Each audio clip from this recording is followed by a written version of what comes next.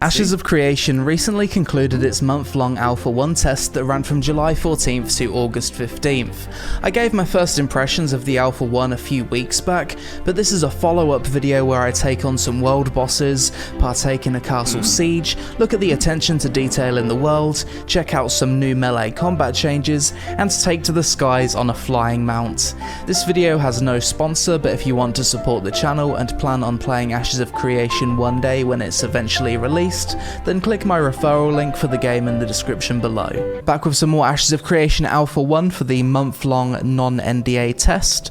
Guys, look how good the game looks, and it's an alpha. Like we're 1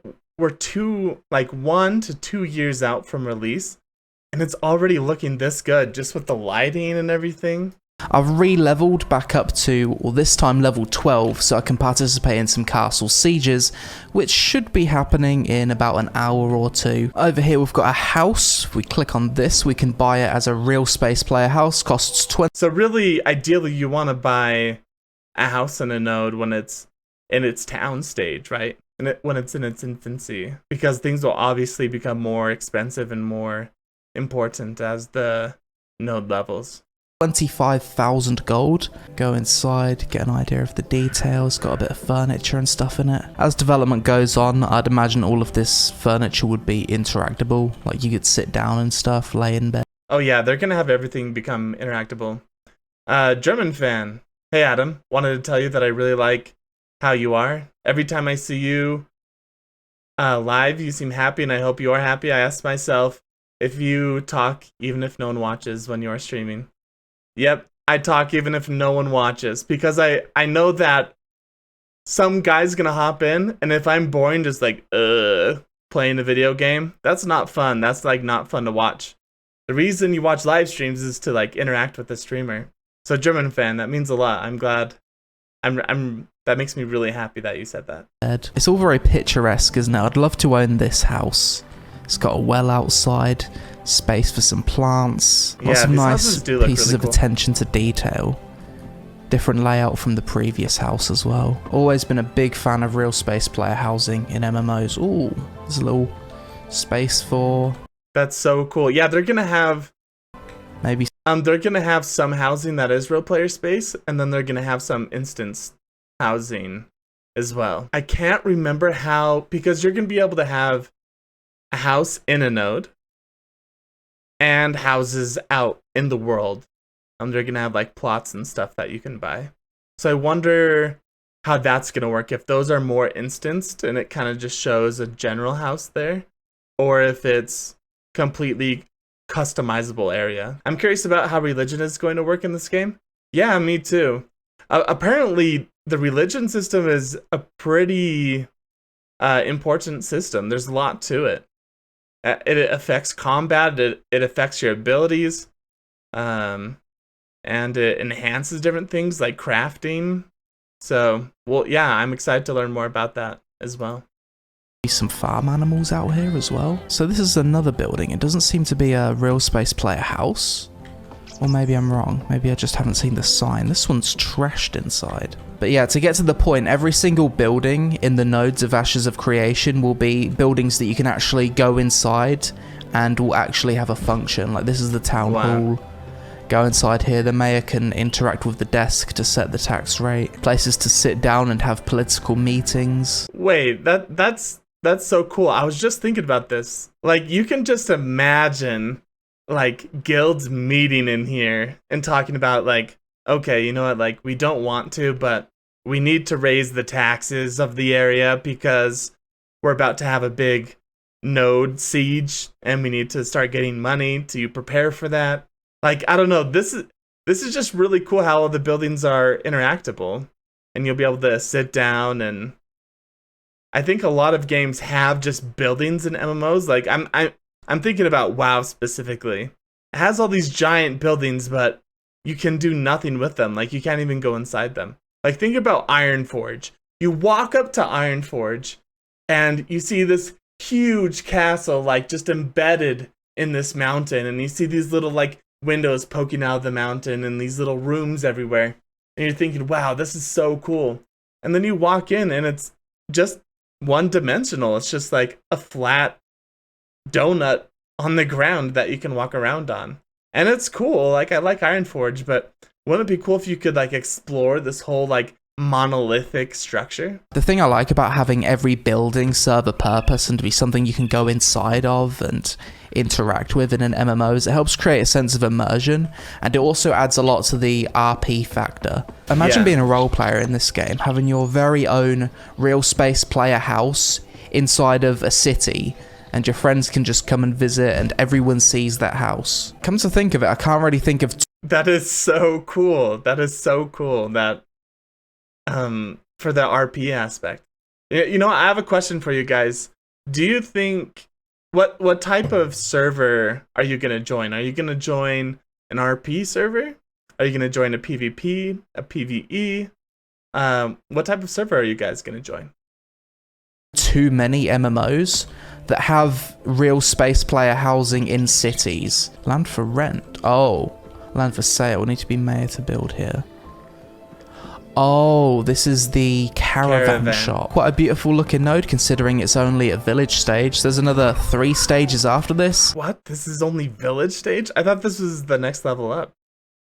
Yeah, wow, this is looking really good. Town, city, and then metropolis. So if this is what a village node looks like, I can't even imagine how vast and sprawling a metropolis node is. Jump on my flaming fox mount. Got a tree to chop down, give it a whack. I wish I could turn the name. Wait, let's listen to that tree sound again. In New World, that's one of the best parts about the game is the sound. Down, give it a whack. I wish I could turn the name. Yeah, it doesn't sound good at all. Hopefully they rework some of that. Place off for some nice picturesque screenshots, but unfortunately there's no function for that in this alpha. Just the kind of river I'd like to do some fishing in. Oh, my character's frozen. No, just random floating stars, and we caught a fish. Not sure if those stars are supposed to be like that, it looks a bit weird. Despite the game being in alpha, the swimming mechanics already feel better than the swimming in Black Desert. Although, literally any game has better swimming mechanics than Black Desert, to be fair. That is true. I haven't played Black Desert, so I can't attest to that, but the water in Ashes of Creation is looking really, really good for the stage that it's in. And it just gets me so excited for all the naval content, having big ships, build big guild-sized ships where it can have 40 people on board firing cannons. Like, I don't know. The water, they're doing a really good job with it so far. Giant castle in the distance. I don't think this is the castle that we're going to be sieging later on though. Just bypass all the mobs on mounts. They've probably got to fix that, haven't they? Yeah! Come on, dog. There we go. I'm pretty sure for full release you won't be able to just sprint through a raid, skipping all the mobs on your mounts. So this is going to be my first Ashes of Creation raid. Okay, let's go. Big damage on the dragon. Big AoE laser beam. What is even going on? There's so many pixels and stuff going everywhere. Ooh, we're all taking a lot of damage. Healer's doing big heal.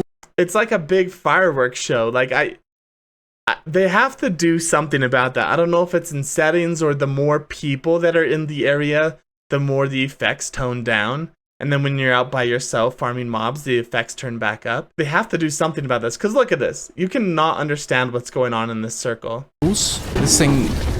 I can actually... Okay, I'm dead. Wow. Level 10 rare halberd dropped. That dragon did not last long with 30 players attacking it. So this is the Underrealm. I've actually got a quest in here to kill this monster here, Sorrow's Hunger. If you just stand still, the flowers are actually changing colour. Lots of bioluminescence and stuff. It's like a disco but for nature. After we kill this thing, apparently we're going to go fight a spider boss. Sorrow's Hunger, let's go.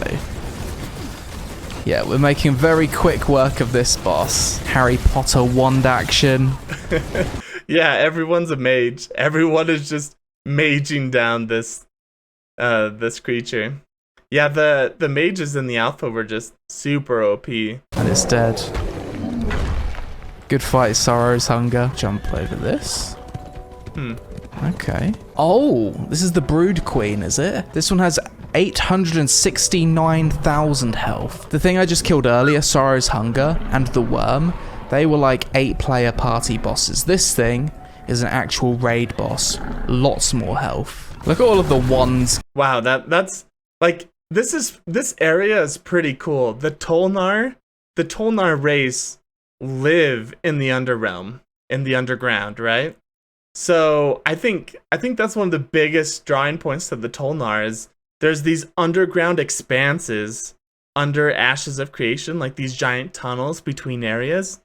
And the Tolnar, that's where they inhabit. I can't wait to see the Tolnar cities in the underground and how they look. Are they going to be bioluminescent like this? It's going off. There's projectiles everywhere because everyone's playing a mage because it's OP. Harry Potter and the Spider Octopus. Frame rate seems to be holding up decently well. Probably the most colourful boss encounter I've ever seen in an MMO. Someone asked Steven, how much colour do you want for this boss fight? And he just said, all of yes. It.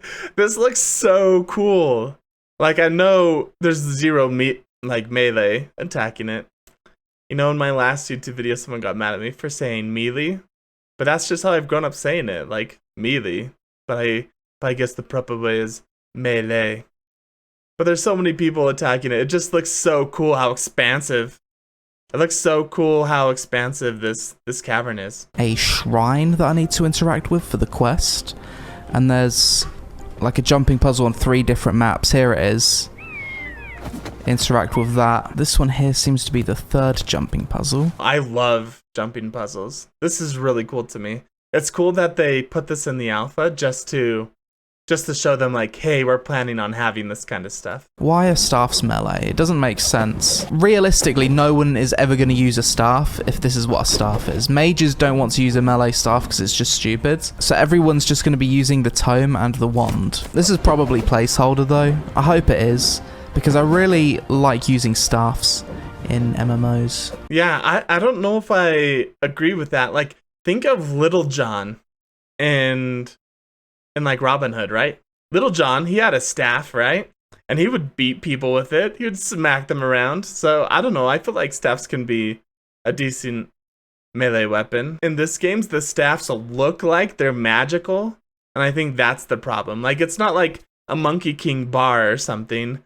It looks like it's a magical staff that casts spells. So yeah, you would think it would like shoot stuff out of it, kind of like a wand, like Gandalf or something.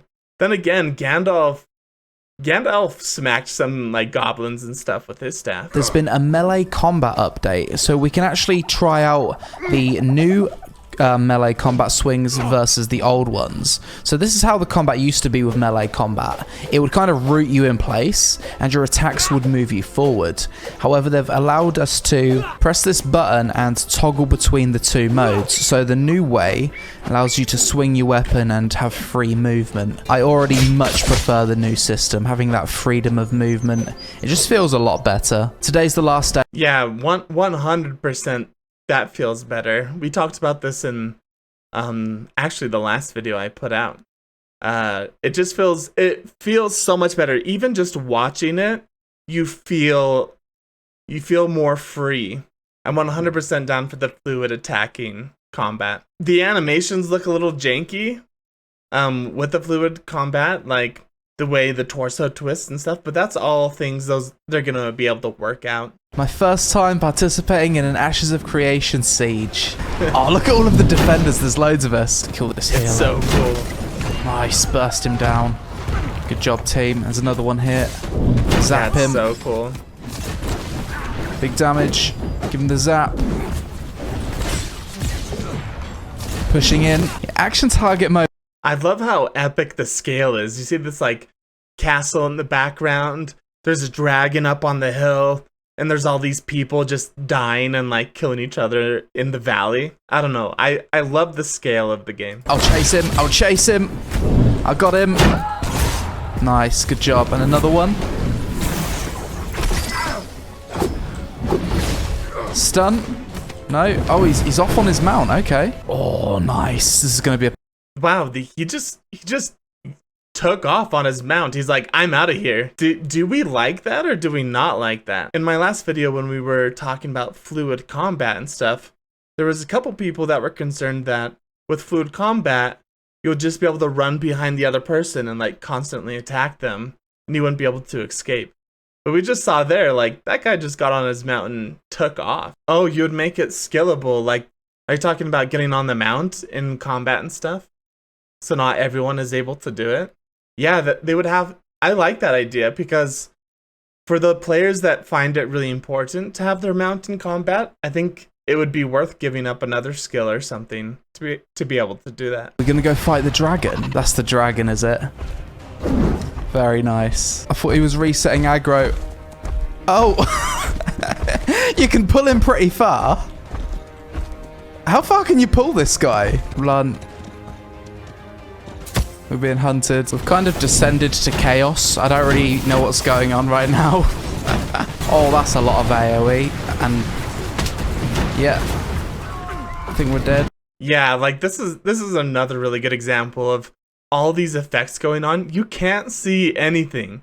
And when you're a mage, that's okay. I mean, he's standing in the back. He's like, oh, hey, there's a bunch of bad guys. We'll just laser beam in the general direction. I'll go like this until I start seeing numbers. But like when you're melee, you have to run in there. And you literally just die in seconds from random abilities. Recreating that scene from Harry Potter where he drives the griffin near the lake. Oh, everyone's getting their own flying mounts to test out. I think they're all lining up for it. That's cool. So I guess that's going to wrap up my coverage of the Ashes of Creation Alpha 1 test. Got to see pretty much everything I wanted to see, and overall very impressed by MMORPG Alpha 1 standards. I guess we'll check back in. Yeah, like I'm really happy with the progress of Alpha 1. I think this was a great video, a great overview.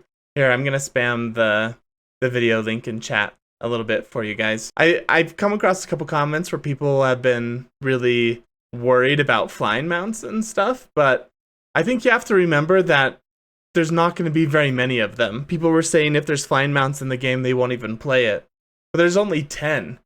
And so the majority of the game is going to be people on the ground interacting like this. I think it's cool that they just let everyone try it out for a little bit at the very end.